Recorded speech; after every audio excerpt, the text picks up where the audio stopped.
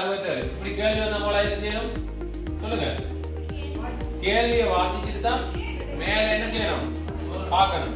அப்படி பார்க்கல பாருங்க, நிகழ்ச்சியில் ஆரம்பிக்கும் போது பதுங்கி புறப்பாடு என்ன முறை? நிகழ்ச்சியை ஆரம்பிக்கும் போது நின்று நிலை புறப்பாடு. அப்ப என்னத்தை கேட்கிறாங்க?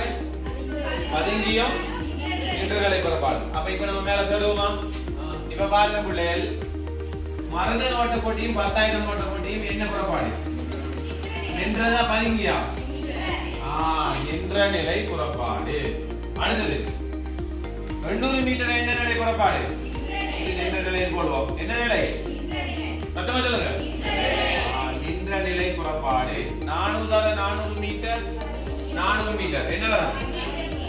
பதுங்கி புறப்பாடு. 100 மீட்டர் 200 மீட்டர் 400 மீட்டரா பதுங்கி புறப்பாடு. இப்ப பதுங்கி புறப்பாடு என்ன வரும்? கேள்வி என்ன? பதுங்கி புறப்பாடு என்ன? 54 33 33 54 எங்க இருக்குது? இதுதான் என்ன விட. அடுத்தது நின்ற நிலை புறப்பாடு எங்க இருக்குது? 67 82 எங்க இருக்குது? இதான் விட. இப்படித்தான் இலகுவான முறையில கண்டுபிடிக்கிறது. சரியா?